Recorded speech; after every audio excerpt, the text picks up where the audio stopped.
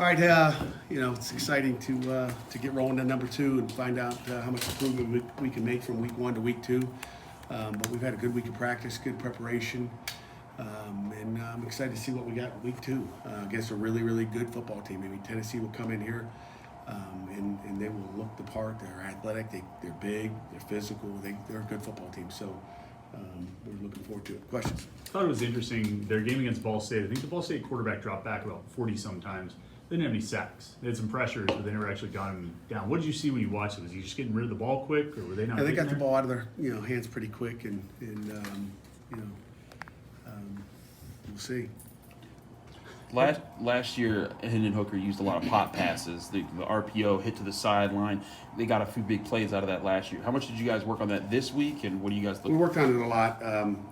When they did hit that, we were in a zone pressure. And again, it's those splits that are so wide that we usually don't have that problem. But when your safeties are lined up and you're trying to disguise, and they're in these wide splits, it's just a long way for us to go. So we've got to be careful. When they put that tight end on the line of scrimmage, and know what we got. So we got some different things to help us there. We think, but I'm sure they'll try it again. Do you feel With like the they're better? emphasis that's been put on tempo that you guys have talked about all week, how important is time of possession when you guys have the football to give your defense a little bit of a break? It's always important. I mean, when you're playing them, Ball State took the ball.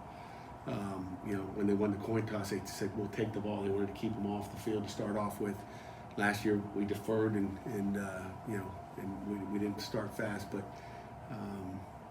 so we'll see what happens there with the coin toss. But we like to play defense first, period.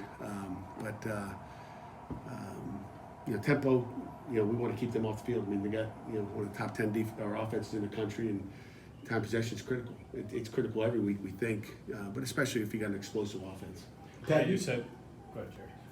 thank you. You mentioned You guys are snapping today. you mentioned that Tennessee has a really, really good football team. A lot of people think you have a really, really good football team. Yeah. Is this the kind of game that, whether you win it or not, can put you on the road toward elite status, special status in a lot of country? I think so. I mean, again, there's 2 good football teams. I wouldn't talk about us, but I just know we got a really good football team coming in here, and we'll find out what we got Saturday. But we'll decide that after the game. I'll talk to you after the game at the press conference, and we'll decide how elite or not elite we are. Coach, I saw you had the throwback polo on Monday with Johnny Majors Classic. What was your relationship like with Coach Majors, and how special is it that we get to honor a guy with such a storied background with both schools? I mean, he's won a national championship here. It's Johnny Majors. I had a great relationship with him, and he was a special guy, just a great personality. Probably met him 25 times. I mean, he was always around. He came to a lot of games. I think I've told you in the past, maybe last year, I got a video of his favorite play where I asked him, got him on the board and videoed it. I mean, saw him at a bunch of Nike events. I know he spent time with them. Matter of fact, we were at a Nike event, and he was trying to get back to Pittsburgh. I said, well, just come with me. He jumped on a plane and get back, here. But so there's some special moments we've had with Johnny Majors, and he's special. What made him so special as a football coach and as a recruiter and everything that he was able to do at this program in the 70s? Number one, he's a fantastic coach, but he's a great person too. He had a great personality, did a great job recruiting. He had lots of scholarship numbers back in the day. I don't know if you've heard those stories. The old timers have heard. Jerry probably knows. How many scholarships he had? About 110 scholarships and 93. 93. I think it was more than that. At least the stories he told. I never looked at the roster, but and then they got a bunch of commitments, and he's like, okay. He went to the chancellor and said, I need more scholarships. So they gave him like 20 more. It's like unlimited. So he had the chancellor's wallet, I guess. Pat, we discussed the offensive line on Monday. How do you think they've responded this week? We'll find out. I mean, they've had a good week like they did a week ago, but I think sometimes you get woken up a little bit. It's going to be a challenge for them, and we're going to challenge them to, I think sometimes everybody's saying, oh, but they're all coming back, they're all coming back, they're all coming back, they're feeling good, and they got to play like they're all coming back and came back with a purpose. Pat, can you or do you use the fact that you guys are underdogs as like motivation with these guys? I don't know. I don't know if it really matters. I haven't really addressed it. It doesn't really matter. I mean, I feel like we're underdogs all the time. I mean, period. I mean, I felt like we were an underdog last week. I always feel like, like everybody, I got a lot of respect, I guess, for every opponent that walks through the doors or wherever we travel. So I'm always going to take that philosophy. I'm not taking anything for granted. Oh, we're playing this team. We're playing Albany. It doesn't matter, man. They're good football. They got players, and they're going to play their tails off, regardless of who you play. So, I don't know how players in 2022 care about the underdog. If I tell them, are they going to be like, oh my God, we're underdogs? We have a chance. I don't know if it really matters. I mean, we need to go play. To build off the motivation, do you think this group is any more motivated that you didn't move up in the rankings this week, or is that something you don't think they even pay attention to? I don't know if they pay attention. I had no idea. So, I hope they don't know either. Go ahead, Chris. Tim Banks, the defensive coordinator, they run a lot of too high safety looks on defense.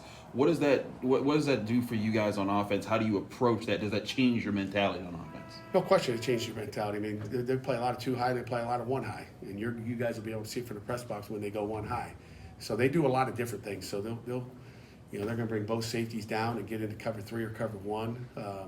They want to match your safeties up on tight ends. So there's definitely, and that's what matters. It matters everything. That's what a quarterback's looking for is, not only in our run game but our passing game. It matters. That's everything. So I'm assuming there was a lot of simulation with that quick tempo that Tennessee likes to run with your defense. How did they respond this week to those, practices and those simulations? we did good. I mean, I think we have a routine in how we practice, how we expose them to a lot of plays in a row. We've had an 8-play, fast tempo, which you can see how they melt. You find out who can play 8 plays or more. You can't go 15-play drive. They won't be ready for Saturday. So we expose them to them on Tuesday, a lot of plays, and then we taper back as we go to the point where today we're not doing any tempo. We just want to save their legs. But they have to understand the tempo and the urgency to get lined up. And you'll see our guys, start of the play, get the call. Once we finish that play, their job is to get to their home position. Okay, the safety's back on the hash, lined up over number 2. Before they even get the call, they got to get home. So you'll watch our guys, and I hope it's clinic tape as far as how fast they get back. And I tell them, you don't rest until you get back. Okay, whether it's 7, maybe you don't get a rest, or maybe they snap in 14 seconds, maybe it's 3rd down and you get a 20-second break. But we practice getting home is critical. You watch Alabama. I mean, Alabama, receiver just ran by everybody for 70 yards. The corner's looking at the sideline, and the guy they snap the ball and go. I mean, you got to get your eyes where they need to be, and you got to be where you need to be. I mean, they catch a lot of people by surprise. You've played against a lot of these up-tempo offense teams over the last handful of years. Does any of that preparation start in the summer? It's a great question. We don't. I mean, in summer practices, we do go long drives. We'll go 10-play, 8-play drives where we're just saying you're staying out there, even if the offense goes 3 and out. So yeah, we do prepare, but not with Tennessee in mind, not with the tempo in mind, because we're in condition. It's like talking to Coach Stack and our people. Just scientifically, you can't expose it to them all the time, but as long as they're exposed to a long drive like that, and our offense does tempo too. So we've had tempo periods. I'm not sure we snapped it that fast though. So, but if you're in shape and you train it this week and we touch on it, we should be okay. Pat, you talked about how the deep ball didn't connect last week. It was very close here and there. Have you seen us? You mean? Yes, for you. Yeah. For you guys. Have you seen you guys, your guys, Keaton and the guys, kind of connect more this week? You're more confident about that. And does their fast tempo offense, weigh into how often you guys might call shot plays if you want to give your defense a breather? Well, it's like I'm not gonna handcuff a coordinator and say, hey, don't throw deep shots. Now it's 2nd and 10, and now we're behind the sticks and all those things. That to me, you can't do that. To say, hey, call this or don't call this. They got to call as they see it, and we have to read our keys. And the quarterback's got to make decisions based on what they're giving us. Period. 2 deep, 1 deep, doesn't matter. But I'm never going to handcuff a coordinator on, hey, run the ball 3 times in a row so we get 3 minutes of possession and we're punting. That doesn't make any sense. So, our offensive goal is to score touchdowns and move the ball down the field, and I don't care how they do it, just get first downs and score. And do you feel that Keaton and the guys have made some progress in that department? Yeah, they have. And again, it's just, it comes down to, to angles. A couple of those times we didn't, like Bub Means is coming too far, and then he's got to adjust that way. It should have been a skinnier post, and it's all those, first-time things. So that's why I said, when you look at it, it wasn't really Keaton. It was some of the routes. Keaton was pretty good, but now all of a sudden Bub's run that post, and if you see him, he had to bend back that way. Should already been on that path. And we had what we wanted. We just didn't run the route great. So we made progress, yes. Sorry. Might be a broader question, but how good could Rodney Hammond be this year? You know, I think Rodney can be really good. I mean, I think Izzy can be really good. But I think we've got capable backs that are good football players. So they can all be capable. You know, Vince Davis included. From as far as he goes, what did you see from him? Obviously, had the big catch and run in the game on Thursday. What did you see from him on the ground game, and what is his importance on Saturday? You know, Izzy starts the game off, and sometimes it's a little different, and you don't get the opportunities. You know, Rodney obviously came in, and you felt like a hot hand, and let's go with him. But I would imagine if Izzy was in those same situations, he's going to do the same thing. That's how much faith we got in Izzy, you know, Rodney, Vince, and Seabold for that matter. So sometimes you get the different looks, and you got Jacoby helping you out a little bit, getting the end zone. So, you know, it's so different. But you know, we feel really confident in what Izzy can do. Pat, what do you remember about Mitch Trubisky in the 2016 North Carolina game? He's a good football player. I remember a 17-play drive at the end where both the running backs, you know, tackled our blitzers, and he was thrown it to the receiver that was here. What's his name? Switzer. You know, 17-play drive, and you know, a few penalties did get called. You know, I think Hood was the tailback at the time. I remember the last drive, but he's an accurate passer. He's a playmaker. I think he'll fit great in the offense there. Don't want to jinx him. Anything else? How much has Rodney grown as a person? I remember when he first got here, you told us how like he had to, you gave him a pillow or something like that because he didn't have stuff to move in, and you were like, when am I getting my pillow back? How much have you seen him grow? Still got my pillow He's and still my got blanket, comforter, the whole deal, sheets. So I don't know if he's got his own sheets right now or if he changes every week and he's got a spare on the side. I hope he's, you know, but I don't go check their dorm rooms out too often at the bridges. You know, I think he's grown up a lot. I mean, I think every one of our kids grows up every year. I shouldn't say every one of them. 98% of them do. Some of them don't. Some may never. Pat, is your policy about not talking about injuries unless their season ending still in effect? Yes. If their season ending, I will let you know, Jerry. Great question. Last week, you came in the post-game press conference and you said you weren't happy with the play, but you got out with the win. Do you think the team has responded and maybe like they've tightened up a little bit in practice just because the play was not spectacular and they still came out with the win? No question, man. I mean, I think that's what you do, and that's why you need it. You know, you can't tell in a scrimmage. We get jersey scrimmage, and you find out in games. And I think they kind of see where you are and okay, what we have to do to get better.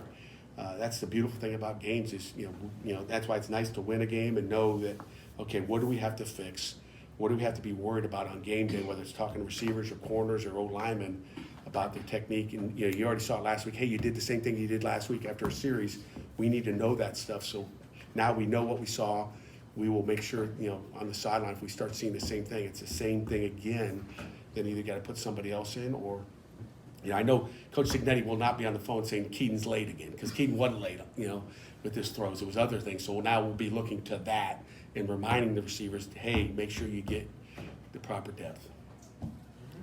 We can go one more. You guys, anybody got anything else? We're not going to rush through here because I know you guys are trying to get a question in. I don't know if anybody thinks better than this, but what made the Trubisky good? He's a quarterback. I mean, he's good, Jerry. I mean, is this a Steeler press conference? I told you guys Rudolph was good too, so I'm not saying anything. Next. Sibo only had one carry on Thursday. Is there a specific reason for that? Again, he's still learning the offense. When he did get that one carry, he put it on the ground a little bit there. That would be part of it. Ball security is important. But I don't think he'll ever fumble again. But Brandon Hill had a huge interception for you guys last year. What do you guys have to do to put your safeties and your corners in more positions to read Hendon Hooker's eyes? It depends on what the coverage is. We got to put them in good coverage. I mean, like I said, we're going to be manned up out there a lot. And when you watch it, you're going to be like, if you're ever trying to roll it, if you try to play cover 3 against these guys, it's hard because, to have a guy in the middle of the field against these guys, he's doing nothing. I mean, I think everybody in there can play middle of the field because nothing comes to you, except and that's why we struggle with some of those tight ends down the middle, and they were cover 3s when we did that. So we have to be careful of doing that. Is the Y shoot a big threat this week again? Oh, it always is with these guys. Pat, Charlie talked on, I think it was Tuesday, about the job the scout team had to do, getting ready to run Tennessee's offense, not just the scheme but the tempo.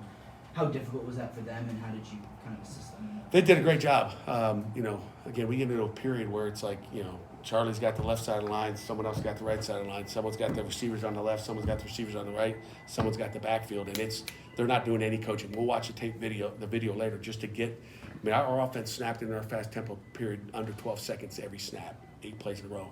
That's incredible, and they did a good job at executing too.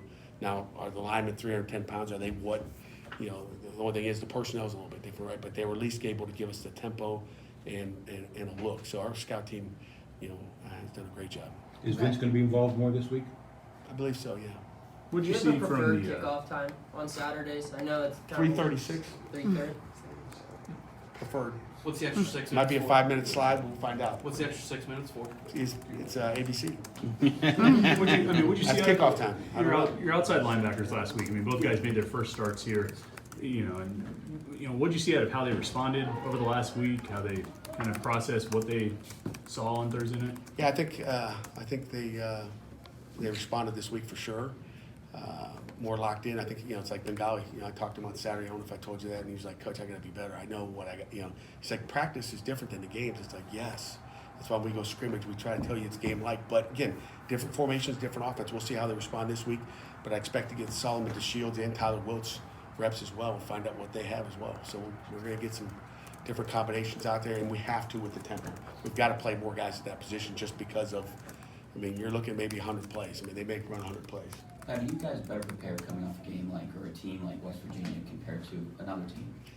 You know what, I feel like that, but, I'm not going to say they're not prepared because they're going to be prepared too. So I don't know if it matters, but I just know our guys have been in a battle, this year. You find out, like not having Kenny Pickett, at halftime, say 3 words compared to like how we sticking together, the 22 teams sticking together. I think that's what you find out, that our guys will be resilient and they're going to fight all the way, to the end. They're not going to go, oh, we got a block punt. Oh, it's over. They're not going to have that attitude. So you find that out, about different teams. So that's what we know about our guys, is that they're going to stick with it and believe.